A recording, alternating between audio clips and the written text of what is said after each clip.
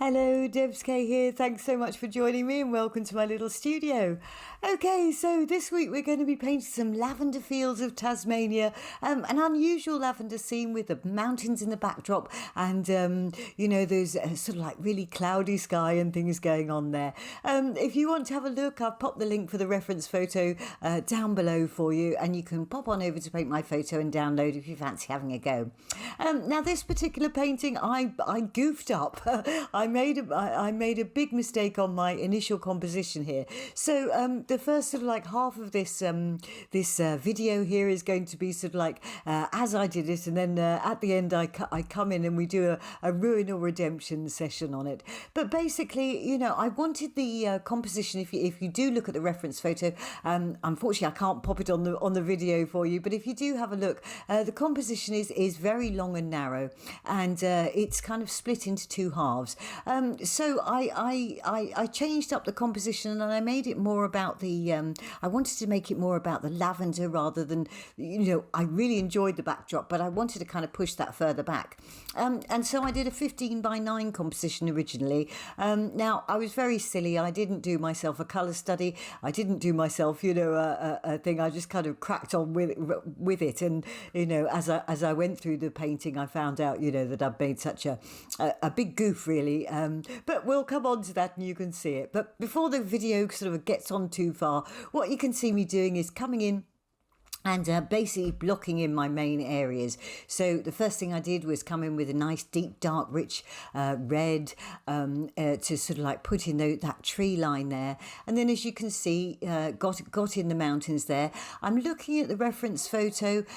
Basically if you have a look at it, you'll see that we've got quite a lot of clouds up there, and the light is coming through those clouds and hitting those mountains in a particular fashion, giving us lovely patches of light and shade on there, and so that's what I'm doing. I'm using, as you can see, I'm using the side of the pastel here, keeping everything very, very simple at this stage, just doing my main blocking in, and I'm doing a dry underpainting on this. I don't wet this down. This is just dry pastels here, and following the shapes and trying to look where that light is coming through those clouds and hitting those mountains for those areas of light and dark. And so obviously, because I do want to push these, these mountains back, I've used these lovely rich teal, and then, a couple of lighter values of the same where the light's coming through, as I say. But keeping it very simple, as you see, just on using the side of the pastel, and, up in my sky now, doing the same. I'm just going to use two colours here, a darker sort of purpley, it's got a little bit of purple in this dark grey, and then just a light blue, and just very, very simple. Basically just, looking at where those clouds are and popping the light in between. And not being too particular, but just trying to get the vague shapes going on there. So now I've done that, I'm coming onto this little strip. If you look at the reference photo, there's these lovely yellow flowers in the distance. Gorgeous they are. But I want to get a little bit of something underneath them so that they play off of something. So I've used a nice green there to sort of separate the lavender from those mountains there. And I want to lead. The idea was to lead us through. Now this is where I get myself in a pickle. What I'm doing is I'm putting in my my tram lines, kind of thing, in between the lavender there, and this is where where I went wrong on the composition. Basically, I sort of adjusted, I lengthened the picture, but I didn't really take into account the curves really. And for those of you that watched me before, I get myself in a terrible pickle over angles and things like that. So basically, what I ended up doing was this lavender felt as if it was falling off of the page. So I suggest you watch the video through before you have a go at painting to make sure you don't sort of kind of make this same mistake.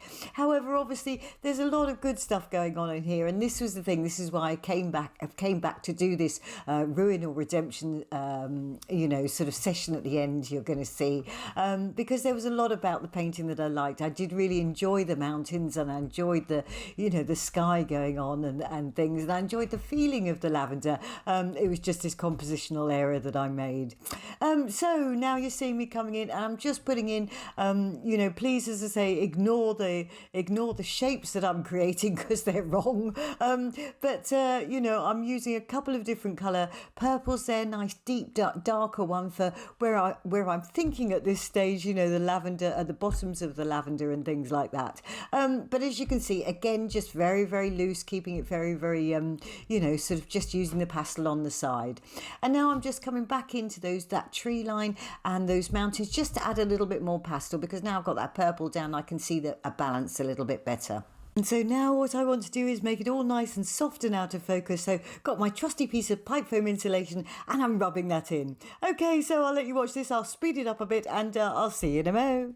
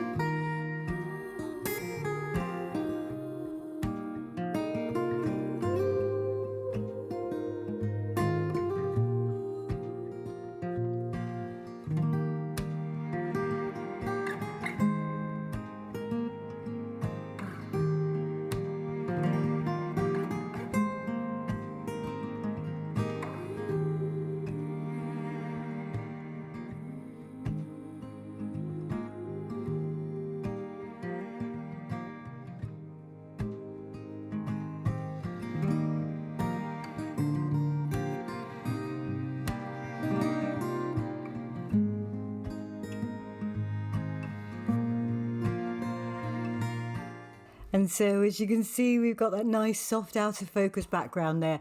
And in some ways, I actually, prefer the painting at this stage, but there we are. But the very first thing I'm doing, you're seeing me doing now, is I'm paying attention to that tree line first, coming in with my darkest areas first. Basically what I'm doing is I'm looking at the reference photo, and whilst I'm not bothered about whether the trees are in exactly the same place or exactly the same shape, I am looking at where the light is hitting those trees. Because obviously it's coming through those clouds and things, so it's hitting it in peculiar places at times. So that's what I'm paying attention to, and I'm obviously sort of trying to bring some trees forward and push some back.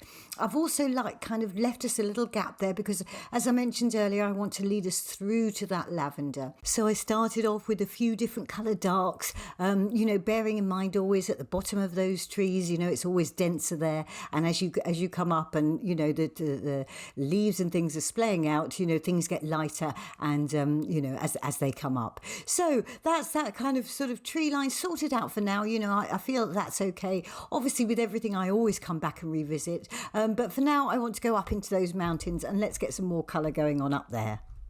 And so the first thing I'm doing is coming in with that darker value first, putting a little bit of that in that tree line, behind, because we've got some trees sort of behind that front row there on the right hand side, and using this sort of like lovely sort of bluey colour. It's a greyed out blue, but it's a lovely rich colour, but quite greyed out. We need to push those mountains back, so the further things go away from you, in general the bluer they become, and more muted in their colours. So, but there are, one of the things I loved about this scene was the lovely little bright patches of light that were created on these mountains as the sort of like shafts of light were coming through those clouds, which hopefully will become a little bit more apparent as we move on. But so now I'm using sort of like a nice greyed out greeny colour here. Obviously the mountains, they are grassy, so you've got a lot of green on there. So I'm using basically a combination of blue blues and greens in these mountains, and really looking at the shapes that that they are. That they were lovely mountains, and really quite an interesting shapes going on there. So I wanted to make sure that I capture that light and things. So as always, starting off with my dark and then basically going backwards and forwards, sort of redefining my shapes and making sure that I'm getting the feeling that those are mountains and they're in the distance there. So I work on these for a few more minutes and then I go up into the sky.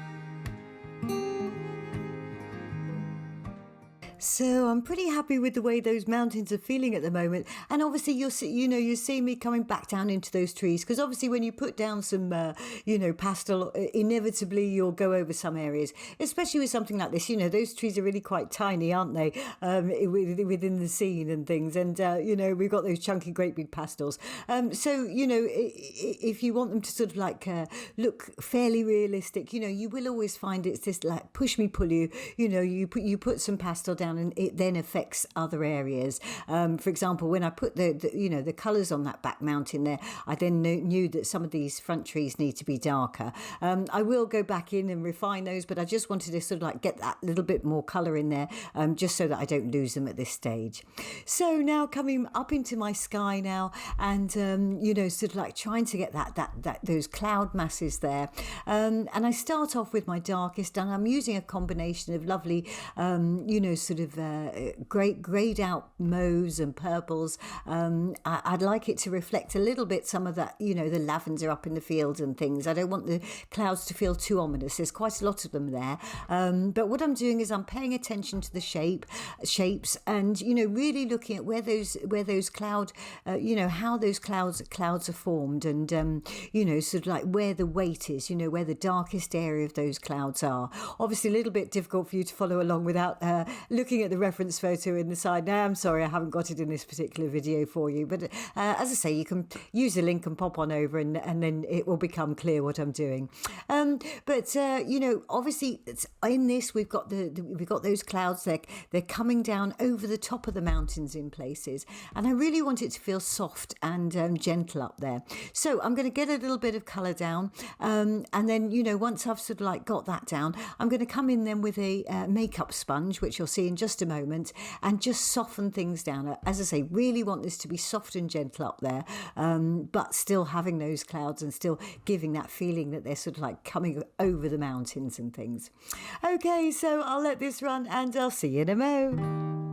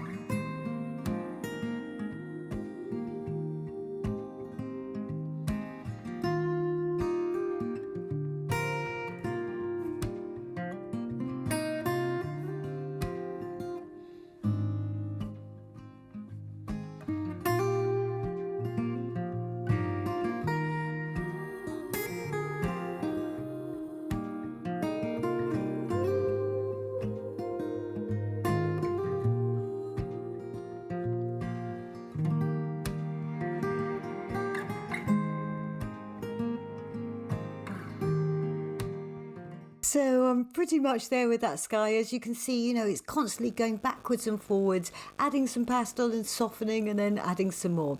I mean, I pay particular attention to the sky and the cloud formations and things, but obviously, as with everything, you can be much looser if you prefer. It's just that I really enjoyed that cloudscape, so I kind of wanted to capture it. So, I did spend quite some time up in the sky going backwards and forwards, and as I say, just adding colour and softening and really looking at the shapes that things are created, are being created by those clouds and where the weight of them is and things like that, and dragging some. But my touch is always very, very light, especially when I'm up in sort of like the cloud areas and you're working with perhaps the darker values up there. You want to be careful that you don't get it too heavy, because clouds, they're kind of translucent, aren't they? So if you put it down too heavily, they can look as if they're clumps up in the sky rather than soft, gentle clouds.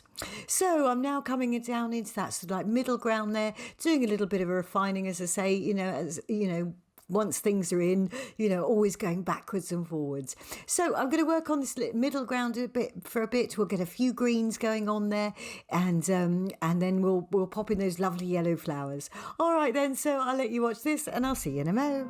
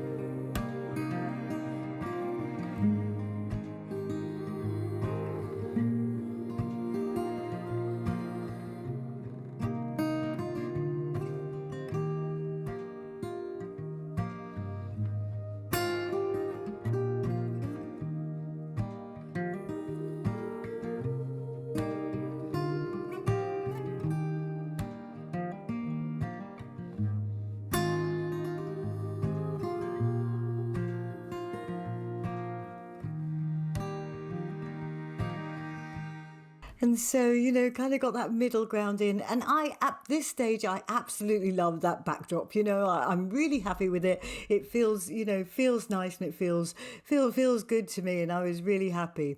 And now, unfortunately, it all goes a bit disastrously wrong as I get myself totally messed up with angles and perspective and all that sort of thing in this front area.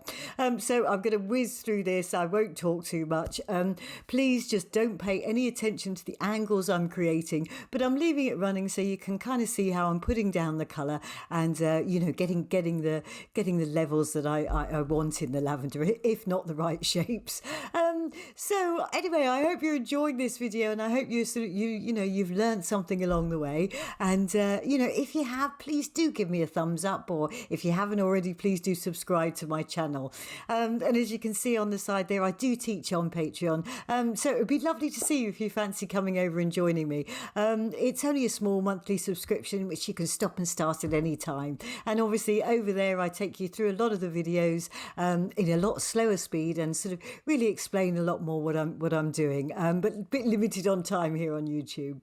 Okay, so I'm going to let you watch this like lavender come together a little bit more, so you can see the colours and things that I'm putting in, and then we'll pop in a little bit in a few moments, and I'll show you the finished painting, and then we'll do that ruin or redemption session. Okay then, see you in a mo.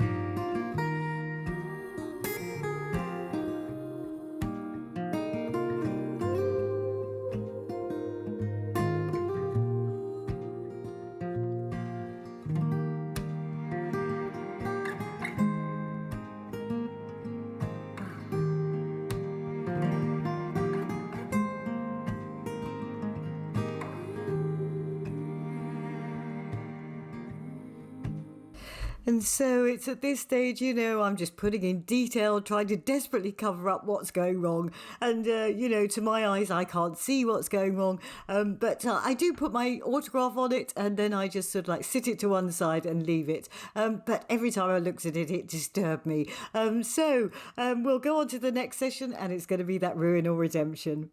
Okay, so it's self-critique time and ruin or redemption time for this particular painting. As you know, wasn't happy with it. Perspective was out and want to do a few little bits and pieces. So the first thing I've done is sort of made myself a quick few notes there. First thing I want to do is I want to break up that, I've got like a light blue line outlining that mountain at the back there. So I want to just sort of like soften that down a little bit. Add a little bit more colour to the clouds, make them a little bit more lilac-y. And just generally soften that down just a little bit more. I want us to feel as if we're going through to those mountains. So I want to curve those lavenders around a little bit more at the back there. And also, we need to get this perspective right. So I want to flatten out and basically lose those defined darker lines that I've got going through the lower half of the painting. That's going to start me off, and then I'm going to take a look and reevaluate. Okay, so let's get painting. Okay, so starting off with those few little notes that I'd made for myself, starting at the top of the painting, obviously because the sky is the lightest area. Let's get that in and just sort of like soften down and a little bit more colour in there. So that's what I'm doing first off. Now, obviously, I've got the video running, fast speed here, and I'm not going to take you through every last bit that I do, but I want to start you off and show you sort of like, how I'm going about this initial bit. And then, as I say, stop in a moment and reevaluate. So now sort of like I want to try and sort of start a curve going off on those lavenders, make them feel as if they're curving off. And so it's kind of giving us a nice shape going round through to those back mountains.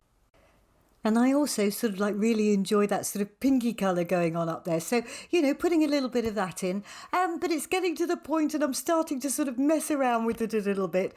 So I'm going to stand back for a second and reevaluate, and let's have a look where we're at now. So as you can see, I've marked off here. I've decided no matter what I do with this, however much I'm liking this sort of like pinky area here, the composition is just not right. So what I'm going to do is I'm going to take it down to a 2x1 format. So we're 15 across by 7.5. And I've decided to take a titchy bit off the sky and slightly more off the bottom, which will mean that our sort of horizon line is still above kind of like the halfway line, which is what I wanted to do. Wanted it to be more about the foreground. So I'm just going to go and get my Stanley blade, and I'll go and chop that off now, and then let's see where we go from there. All right, then, see you in a moment. So there we have it cropped. I'll just quickly mention at this stage, I did mess around with this sort of like in Photoshop just to see what crop I wanted. And I do suggest you do that before you take your Stanley blade or your, scissors to something that you want to crop down. Have a little play with it in in an app or something like that to just to make sure that the crop you do is going to be right, because I have messed up before on that. So measure twice, cut once, as they say. But already this is starting to feel better to me. Just taking off that bottom has, or cropping it down has made a big difference. And I think, I feel sort of fairly confident that we're going to get there on this. So the first thing you're seeing me doing is I'm taking out some of that, because obviously we've got purple. And now I've chopped off the bottom. I want to kind of raise up those grasses a little bit because it's still feeling as if the lavender's sort of dropping off the page. So I want to raise up the grasses. But what I'm doing first off is I've got my dry paintbrush there, quite a stiff one, and I'm taking out some of that pastel because obviously green and purple, if you put them together, we're going to kind of get a murky colour. And whilst it's okay for some of it to be a little bit murky underneath, we do want to be able to make sure that there's enough room on the tooth on the pastel paper so that we can put some nice fresh pastel down there, and it's going to feel fresh and not too murky or muddy. And that's something you can always do. If you find you're getting a little bit muddy, you've got a bit too much pastel on something, just take it out with the dry paintbrush. It doesn't take all of it out, but it will take out plenty enough so that you can get some more pastel on there that's going to feel, as I say, nice and fresh. So basically, I carry on and work around the painting, taking out pastel where I need to and adding some fresh where I need to as well. Obviously, just, always trying to make it a little bit better. But as I said to you earlier, I'm not going to run the whole video. We'll just, let's go to the finished painting that I did. I think I probably spent about probably another couple of hours on it actually. But for me, it was because of all that perspective and change of angles and things, as I mentioned to you before, angles and curves, all that sort of thing. Oh, it's beyond me. Perspective. Oh, I've been painting a long time, but I still can't quite get it right. Anyway, so let's have a look at the painting I ended up with, and let's have a look and see whether it was a ruin or redemption. You could judge. Okay, so here we have it. This is the painting I ended up with, and as you can see, the one we started off with at the top at the beginning of the session. Significant improvement, much happier, feels much better to my eyes. I think in hindsight, if I'd have gone back, the grasses to the left-hand side, I don't think I would have taken them up so high. But I'd already got quite a lot of pastel down there, I'd brought them up, those grasses up quite high. I didn't really want to mess around too much with that in fear of getting it a bit too murky. So I left it as is, and I've thought, no, okay, just bite your tongue and go with it. But overall, I think it makes a much better composition, and it gives a much better feeling. So for me, I think I've just about redeemed the painting. But obviously, if you have different thoughts, please do let me know.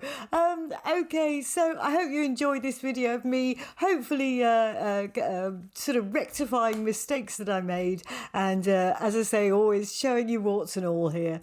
So thanks so much for watching and spending some of your time with me. I do appreciate it as always. If you've got any questions, please don't hesitate to get in touch. Okay then, I wish you a lovely few days and happy painting.